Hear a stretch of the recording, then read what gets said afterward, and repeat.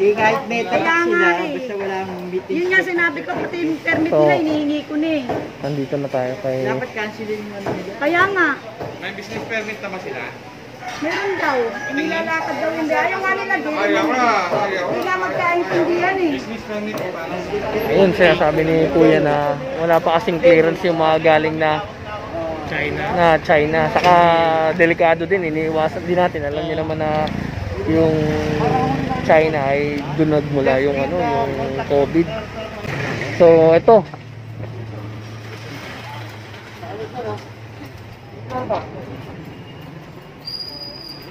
Ito pala yung bawal na So, Dok, bawal pala yung yung Edward, yung Peking duck.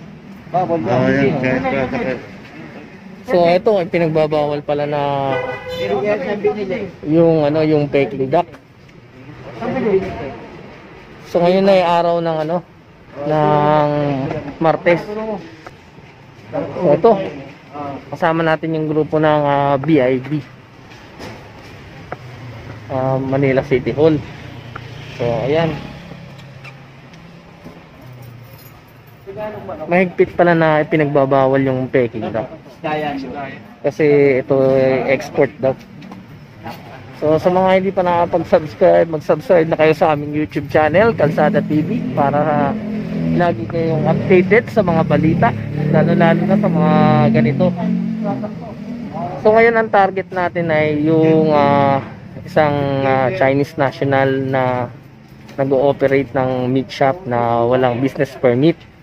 Ito daw ay nahuli na, tapos ngayon ay nagtitinda pa rin. So bawal na bawal magtinda ng mga meat products na walang business permit.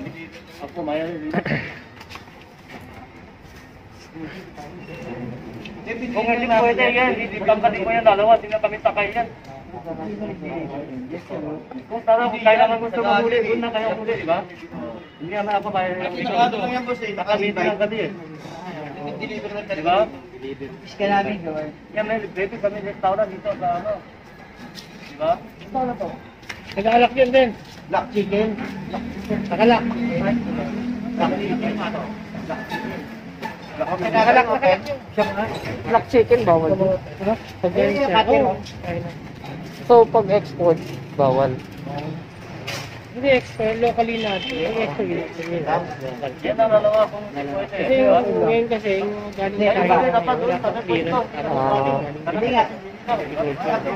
So, ayun siya sabi ni Kuya na wala pa kasing clearance yung mga galing na China. Saka delikado din, iniiwasan din natin. Alam niyo naman na yung China ay doon nagmula yung yung COVID.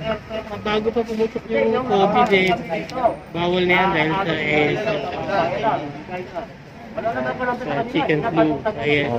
Sir. So ito, kukumpiskahin na to. Gusto mo ikaw po natin? Ito rin dalawang bak.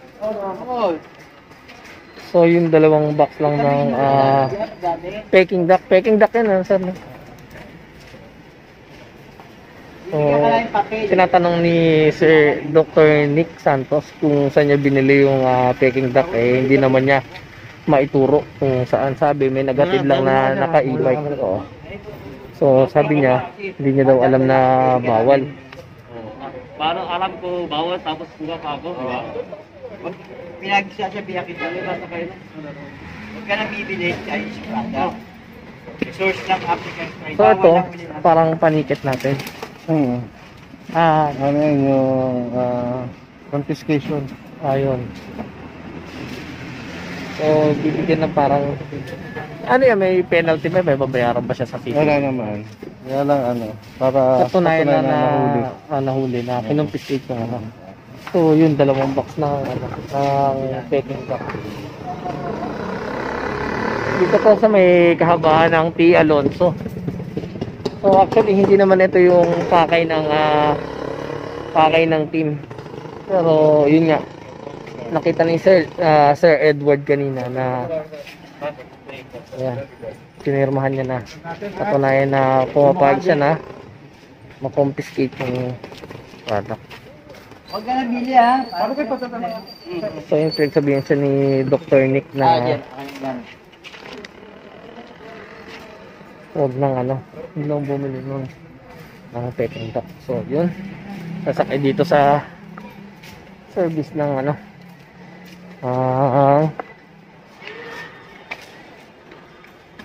ang BIB.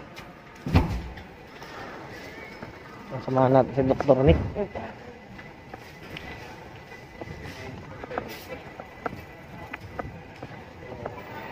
So, bawal pala Dr. Nick yung yung peking duck, no? Lalo na, pag dito galing, okay lang. Okay lang, tapos may permit. Oo. So, Usually kasi yung mga Chinese product, pinaba ng Department of Agriculture yan. Saka ng Bureau of Animal Industry. Kasi source ng African swine fever. Sila yung mga pumapatay ng baboy natin na testing. Nauubos yun, almost 100% yung mortality. so yun pala yung epekto nung African swine flu fever na yun. Na usually kadalasan ay nanggagaling sa mga poultry product, no? Dito marami kayong mabibili dito. Ayan, no? Morning po.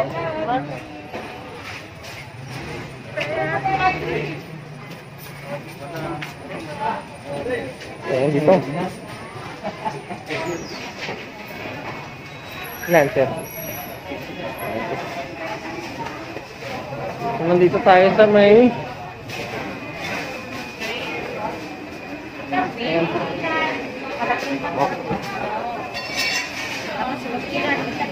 market. Inspection tayo ng mga permit ko. Ayan, mga sugpo na malalaki. Kung gusto nyo mamili dito.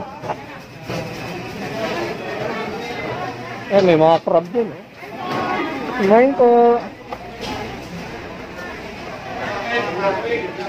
Ganyan. May salam dito. Wala rin kami. Mga tahong, talaba, ito. Walang plastic lang. Anong market to? Salgado. Nandito ngayon tayo sa may Salgado Market. Sa Arangke to, no? So yan, may mga cream dory. Dito yan, iba't ibang klaseng isda. Nakapagpipilian.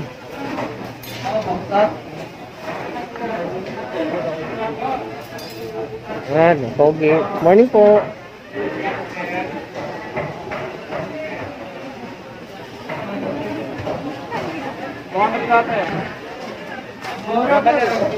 Hindi na nasusunod yung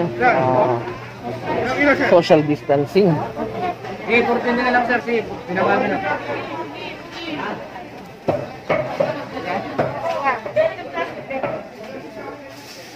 Dalawang kilo ba? So yan, mga peking duck din. Pero dito naman yan. Ang sinasabi nila, Dok, yung ganun May ganun sinasabi niyan Hindi kahit may tax Kaya nga sila, basta walang meeting. Yun nga sinabi ko, team permit So, nila, hinihingi ko Nandito na tayo kay... Dapat cancelin mo nila. Kaya nga, May business permit na ba sila? meron daw. Nilalakad daw hindi. Ayaw nga nila, Ayaw na. Hindi nga magkaintindihan Business permit ko paano? So ito, hinahanap ka na ng business permit. Tapos, Ayaw nga. Bakata. ito yung market master nila. Ayaw. Baka ayaw. Re-recommenda namin sa to. Market Master recommendation po. Ito, asan si Nay? Kausapin mo nga to. Permit, business permit. Business permit na hinihingi. Business permit. Master, dapat gawa natin ng So dito, hindi kami magkaintindihan. Gawa ng, yun nga, Chinese national yung kausap. Pinahanapan siya ng business permit pero wala siyang maipakita. Pangalawang beses na po sir, no? So, ito, pangalawang beses na po sinabihan. Ito, nag-ooperate pa rin sila. So, kahit si ma'am, yung market master, ay nai-stress na sa kanya. Sakin niya, ha? Ay, bilisan niya.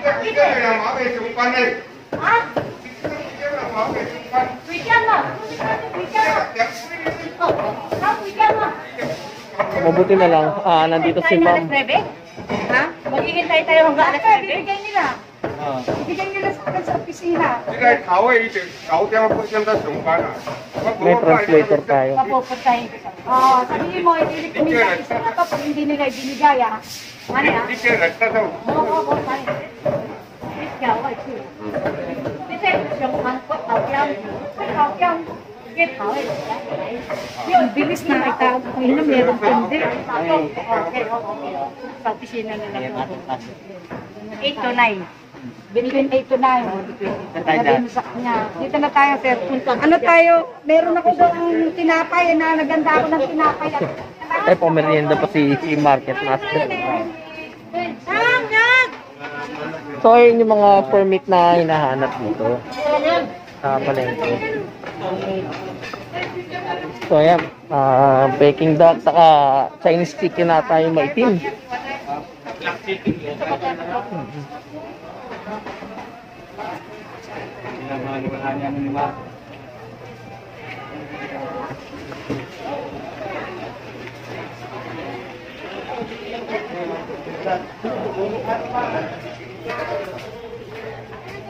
Ito mga hibi.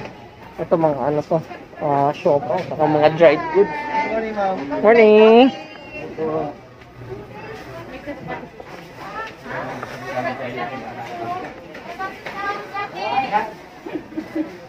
Ang bilis eh. Kasi yung kiki namin yun, pinapagita yung taklo sa kami niya. Oo nga. Araw-araw, laging gano'n. Sabi niyan, pagkasundo na rin siya sa amin, hindi namin gagawin yung huli nga natin.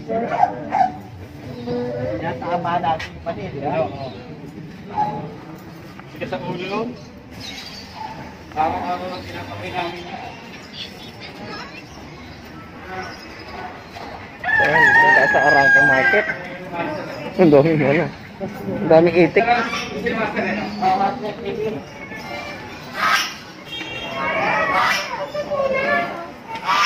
Ito yung ano, yung Chinese chicken. Yung ano niyan, yung ano niyan, yung balat niyan maitim din kahit yung ano. Saka hindi siya lumalaki.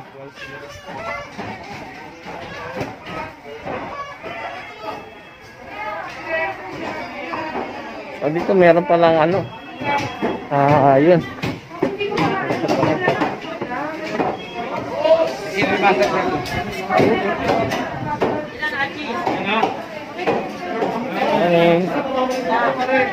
So ito naman ito mga to, may mga business permit na to.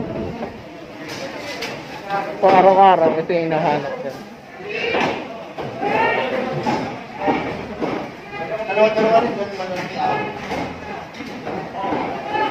So ito yung opisina ni Market Master. Ayan. So ayan, nakita nyo naman. Malinis. Kami naiyakin hindi. Okay lang yan, Master. Pinalik mo, kaya ako. So ito yung ano, Sabi ko, ha? labag nung Chinese national kanina. Walang So binigay. ito, category Pag ganun, niya. ma'am, pahold mo na sa tao mo, tapos Poultry, tawagin nyo kami. Peking duck, ayan, dalawang box.